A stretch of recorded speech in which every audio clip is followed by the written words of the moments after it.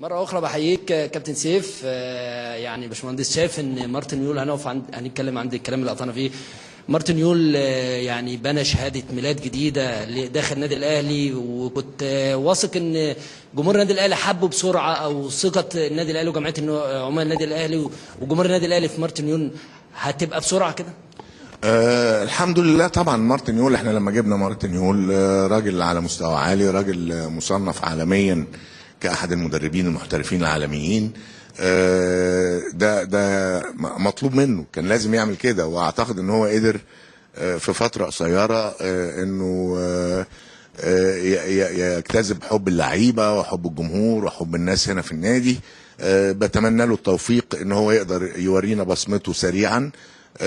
حتى الآن طبعا ما نقدرش نحكم عليه، وما نقدرش نحكم على أي مدرب قبل عدة مباريات وياخد فترة طويلة.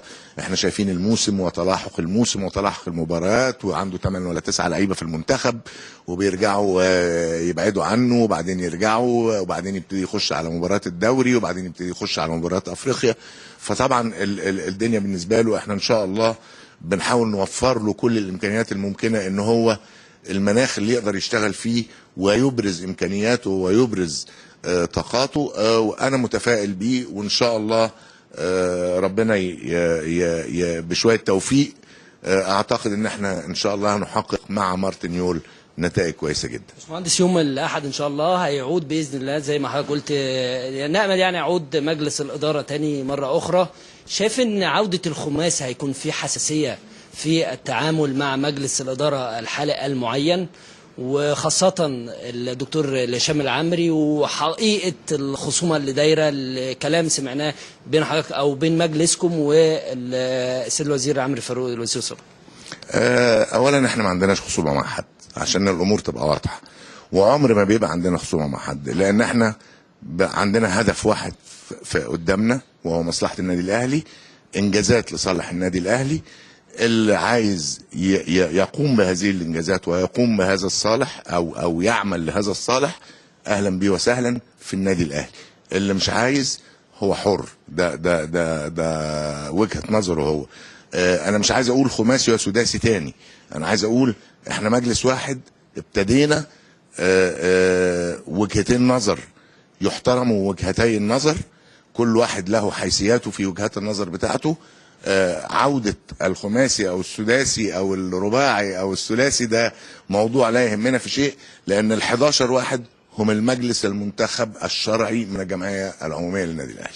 اخيرا الرسالة اللي توجهها عمرو، هل ممكن نشوف فرع رابع للنادي الاهلي؟ الجمعية العمومية للنادي الاهلي زي ما قلت لك انا بتشرف بكوني عضو في هذه الجمعية العمومية.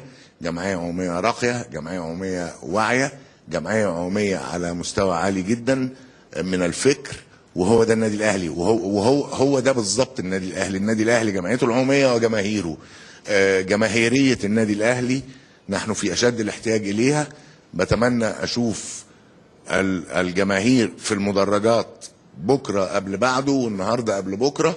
بتمنى اشوف الجمعيه العموميه كل سنه بتزداد اعدادها، وبتيجي تحاسب مجلس الاداره وتقول له، مش تيجي تأيد مجلس الاداره. طبعا شرف التأييد ده حاجة كانت رائعة، والنهاردة كانت مظاهرة في حب النادي الأهلي والدعوة لاستقرار النادي الأهلي، وده اللي أثبتته الجمعية العمومية النهاردة. أنا بحييها وبشكرها، وبتمنى أني أقدر أرد أنا والسادة أعضاء مجلس الإدارة اللي معايا هذه الثقة في صورة نجاحات وإنجازات للنادي الأهلي وجماهيره.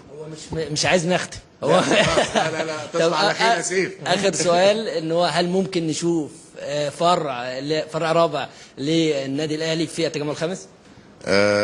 ده على اولوياتنا، وده اتكلمنا فيه، وده قطعنا فيه شوط كبير، وان شاء الله ان شاء الله ربنا يوفقنا في خلال، مش عايز اقول اسابيع، انما في خلال شهور قليله احنا بنزق في هذا الموضوع. بس طبعا الظروف اللي فاتت دي، والمجلس والقضاء والجهه الاداريه والتعيين والانتخاب والجمعيه العموميه يمكن عطلتنا شويه في هذا المشوار، انما هنواصل ما بدأناه. احنا بدأنا فعلا وهنواصل.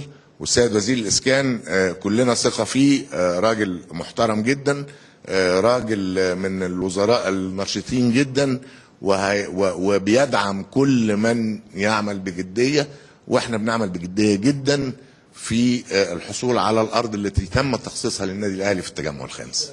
شكرا يا حبيبي، تصبح على خير يا سيف، خش نام بقى. كابتن سيف، ده كان لقاء خاص وحصري للكرة مع الحياة ومع حضرتك كابتن